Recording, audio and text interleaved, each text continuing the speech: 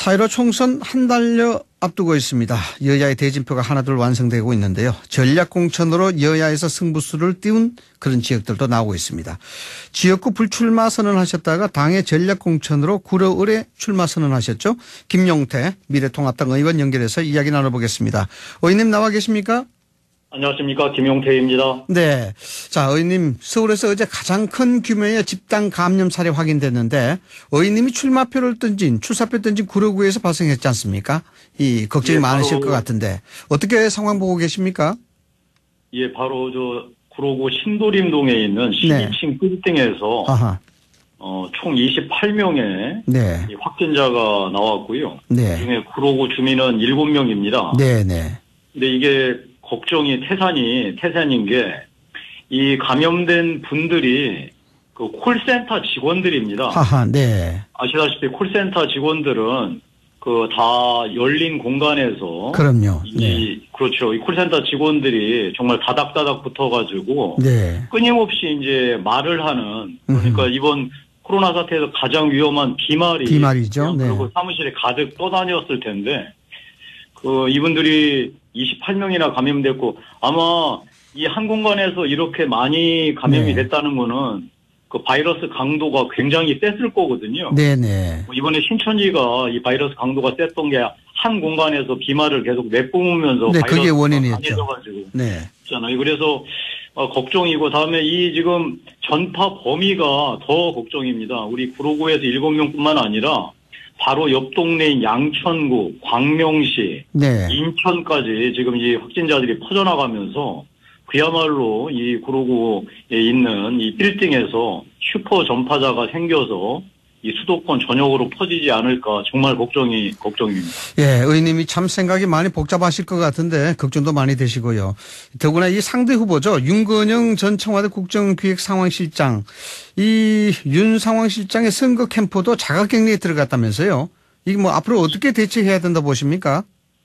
예, 정말 안타깝게도 우리 상대 후보인 윤건영 후보 사무실이 해당 건물에 그 입주해 있습니다. 네.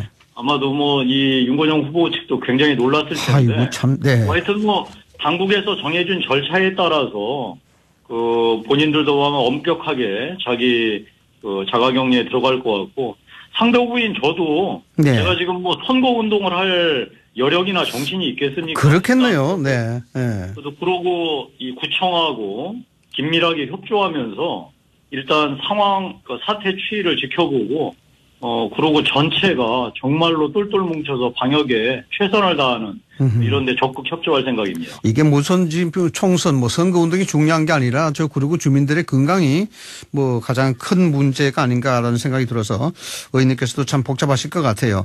어쨌든 하나 말씀드리고 싶습니다. 네. 이 코로나 관련해서 우리 정부가 절대 잊지 말아야 할 것은 바로 끝날 때까지 끝난 것이 아니다라고 하는 사실입니다. 네. 지난번에 우리 이 코로나 초기 사태 때 조금 잠잠해지니까 정부 당국이 나서서 아니 대통령이 나서서 청와대에서 그 무슨 뭐 기생충 영어하시는 관계자들 불러서 파티하듯이 했잖아요. 네네. 그러니까 이번에도 이 대구 사태가 조금 이제 잠잠해지니까 며칠 전부터 정부가 아예 대놓고 공식석상에서 마스크도 쓰지 않고 국민들한테 마스크 쓰지 말라고 앞다퉈서 얘기하는데 그럴 때가 아닙니다. 일단은 여러 가지 어려움이 있더라도 사태가 완전 종식에 정말 다다랐다라고 하는 전문가들의 판단이 있은 연후에야 이 정부 당국도 이 경제 활성화니 이런 얘기를 해야지 어떻게 지금 국민 안전보다 경제 활성화가 우선일 수 있겠습니까? 경제도 정말 침체에 대해서 걱정이긴 하지만 일단은 안전을 최우선에 두는 이런 정보 방식이 정말 필요할 때입니다. 끝날 때까지 끝난 게 아니다. 전문가들이 사태가 종식되었다고 이야기할 때까지 신중해야 된다. 이런 말씀이시죠? 네. 맞습니다. 자, 코로나도 코로나입니다만은 3선을 하셨는데 지역구 옮기는 게 이게 상당히 상당히 모험이라고 봐야 되는데 부담은 없으셨습니까? 피할 수도 없었고 피해서도 안 되는 상황이었습니다. 네. 뭐 아시다시피 저는 제가 3선을 한 양천을 지역구에서 불출마를 했을 때는 저로서도 매우 안타깝고 비통한 심정이었죠. 네. 사실은 뭐 당에서 요구한다면 백의종군도 각오하고 있었던 차에 서울에서 뭐 험지 중에 험지라고 하는 이 구로울 지역에 출마하라. 그런데 그 공간위에서 저를 이쪽으로 전략 공천한 이유는 네. 이 지역이 험지라서가 아닙니다. 바로 상대 후보인 윤건영 후보 때문이 아니겠습니까? 네, 그렇겠죠. 아시다시피 윤건영 후보는 그 문재인 청와대 국정기획상황실장으로서 지난 3년 문재인 정부 3년 국정 이 운영의 총괄, 실무 총괄이라고 해도 과언이 아니거든요. 네네. 따라서 이 구로울 지역에서 지난 3년간 문재인 정권의 국정 성과를 놓고서 심판 받아보라. 그런 대표 선수로 저를 내보내지 않았나 싶습니다. 네. 뭐 그래서 자객 공천이라고 이야기를 하더라고요. 네. 자. 이 말씀 언론에도 붙여주셨는데 네. 아니 틀린 말은 아닌 것 같습니다. 네. 자, 의원님, 다시 이제 코로나 이 문제로, 조금 더 하나 더 짚어봐야 될 것 같은데, 김경수 경남지사라든가 뭐 이재명 경기지사라든가 코로나19 사태에 좀 적극적인 행보를 보이고 있다. 이런 평가는 나오고 있습니다. 뭐 최근에 뭐 국민들에게 재난 기본소득인가요? 뭐 100만 원씩 지급하자. 이런 제안도 했는데, 이게 좀 포퓰리즘 논란이 일고 있단 말입니다. 현실성은 어떻게 보시나요? 경기 하강을 맞는 정부의 적극적인 재정정책은 저는 절대 찬성합니다. 네, 네. 다만 그 방식이 이렇게 1인당 100만 원씩 나눠주는 뭐 재난 기초 기금 같은 이런 방식은 그거는 전혀 맥락에 닿지도 않고 실효성이 없고요. 네. 제가 제안드리고 싶은 것은 지금 현재 가장 고통을 받는 것은 당연히 기업들이죠. 기업들이죠. 기업 생산이 줄면서 연쇄적으로 거기에 고용되어 있는 이 근로자들이 엄청나게 타격을 입고 네, 그렇죠. 입고 있지 않습니까? 따라서 지금은 한시적인 법인세 이 감면 정책을 신속하게 지금 집행할 필요가 있습니다. 네. 두 번째는 소비를 광범위하게 일으키기 위해서는 가장 중요한 게 빨리 부가가치세에 대한 이 감면 정책을 빨리 시행할 필요가 있습니다. 이게 두 가지 조치가 가장 효과적으로 이 경제에 영향을 미치고 특히나 경제 주체들에게 긍정적인 신뢰를 보낼 수 있죠. 이게 1인당 몇백만 원씩 나눠주는 형태의 기금을 주면 네. 사실은 주머니 속으로 들어가면 안 나옵니다. 네. 예전에 일본의 경우 경기 침체를 막기 위해서 헬리콥터 네. 이 세금 살포라고 그냥 국민들한테 상품권 나눠줘서 이 소비 진작을 했는데 완전 그러셨죠. 실패했거든요. 네네. 이런 방식이 아니라 아까 말씀드린 대로 기업에게는 법인세 감면, 그다음에 일반 국민들한테는 부가가치세 감면을 통해서 네. 적극적으로 소비 진작에 나설 수 있는 이런 재정 정책이 절대 필요한 상황입니다. 뭐 100만 원씩 이렇게 이야기할 게 아니라 현실적인 뭐 대정책으로 이야기를 하셔야 된다. 네. 맞습니다. 예. 네, 알겠습니다. 지금 가장 중요한 거는 시장이 돌아가는 메커니즘을 정확하게 파악하고 시장에 어떻게 자극을 줘서 그것이 소비로 이어지게 할까가 중요하지. 그냥 정부가 국민들한테 이렇게 나눠주는 방식, 이런 방식은 시장을 너무나 모르는, 뭐 예를 든다면 이번에 마스크 공급하는 것처럼 이 시장을 전혀 네. 모르는 방식으로 하기 때문에 이 국민들한테 아무런 이 감흥도 없고 효과도 없는 일이 반복되고 있는 것 같습니다. 네. 자, 의원님께서 이번 총선에 청와대와 386 심판론 꺼내 들으셨는데, 뭐 배경 좀 이야기 들을 수 있을까요? 저는 이렇게 묻고 싶습니다. 문재인 대통령한테. 문재인 대통령 지난 3년간 잘한 거 3가지만 말해보시라고 꼭 말씀드리고 싶습니다. 네. 왜 제가 이 말씀을 드리냐면 문재인 정부는 지난 정부의 적폐를 딛고서 적폐를 청산하겠다고 하면서 집권한 정부 아니겠습니까? 네. 따라서 문재인 대통령이 지난 3년간 잘했다라면 이렇게 답변하시지 않겠어요. 다른 건 몰라도 경제 하나는 잘했다. 네. 다른 건 몰라도 공정과 정의의 가치를 실현했다. 네. 다른 건 몰라도 국민 통합을 이룩했다라고 얘기하지 않으시겠습니까? 네.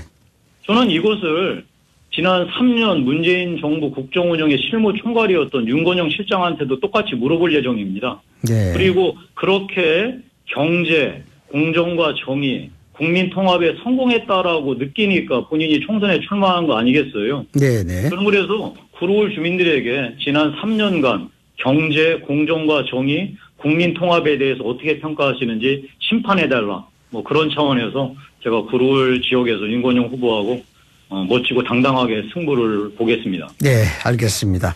자, 이 당에서 타다금지법을 당론으로 찬성을 했었는데 의원님께서는 본회의 통과를 잠시 보류한 뒤에 논의하자 이런 걸 촉구하시단 말이죠. 이유가 있습니까? 택시 기사분들께서 왜 타다를 금지시키자고 하시죠? 네. 이 택시 기사들께서는 지금 현재 운행 수입이 최저임금에도 못 미치는 200만 원 내외밖에 못 벌고 계세요. 네네. 그런데 타다가 생겨서 더 손해를 본다는 거죠. 한 150만 원 내외로 운행 수입이 줄었다. 네. 그래서 타다가 우리 생계를 위협하니 타다를 금지시켜달라.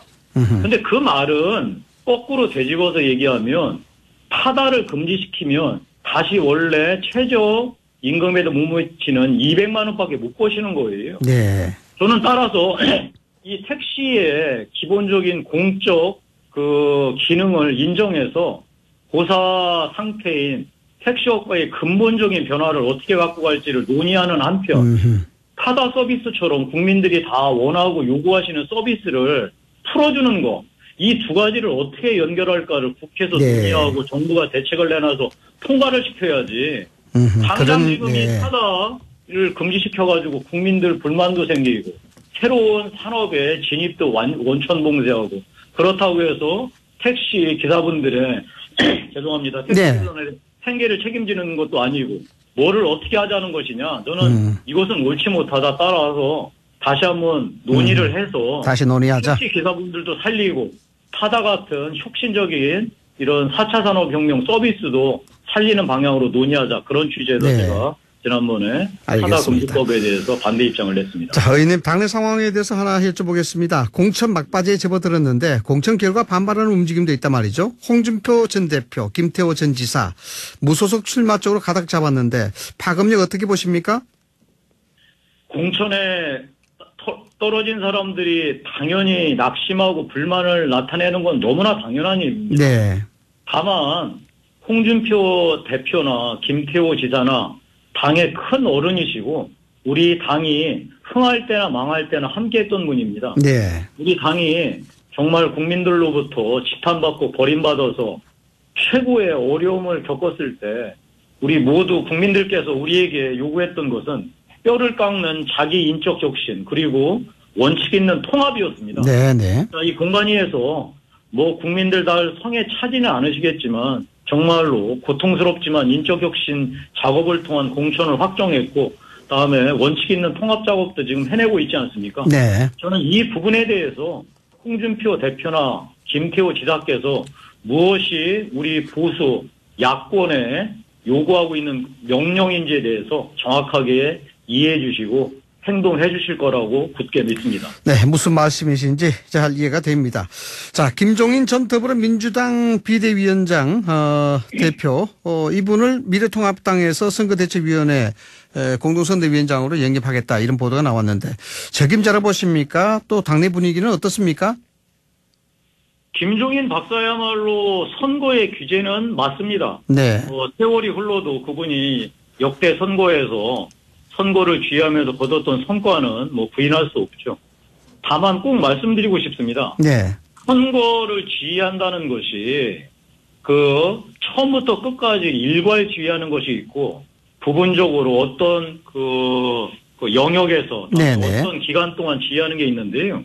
저희는 이미 지금 공천 작업과 통합 작업을 마무리 네. 단계에 들어섰기 때문에 결국은 앞으로는 선거 전반에 대한 메시지 관리가 아마 선대위원장의 가장 큰 역할일 것 같습니다. 네. 따라서 그 범위 내에서 우리 김종인 박사의 역대 선거 지휘 경험을 우리가 산다면 의미가 있지 않을까 싶습니다. 다만 네. 김종인 박사께서 우리 당의 정체성이나 이런 거하고 맞냐 틀리냐 시비도 있는데 김종인 박사는 줄기차게 문재인 정권의 국정 운영, 문재인 정권의 국정 방향에 대해서 반대해 오셨기 때문에 그런 차원에서 반문재인 그리고 이번 선거를 문재인 정권의 심판으로 저희가 규정한다면 나름 일리 있는 그 선택이지 않을까 싶습니다. 네, 짧게 하나만 더 여쭤보겠습니다. 의원님, 유승민 대표 새보수당이 같이 합류를 하고 또 공천 작업도 원만하게 좀 진행이 됐다고 평가를 하시는데 의원님 보시기에 탄핵의 강 지금 이 상황이면 건넜다고 보십니까? 탄핵의 강은 통합과 이 혁신 작업의 전혀 기준이 아니었습니다. 네. 아시다시피 이번에 소위 뭐 친박, 비박, 다음에 외부에서 들어온 외부 인사들 그 어떤 거 기준에 그 다른 기준에 구애 없이 국민적 눈높이가 무엇이냐에 따라서 김용호 공관위원회가 엄격하게 했다라고 네. 평가하고 싶습니다. 그것으로 답변 대신하겠습니다. 네, 알겠습니다. 김용태 미래통합당 의원이었습니다. 의원님 오늘 말씀 고맙습니다. 고맙습니다.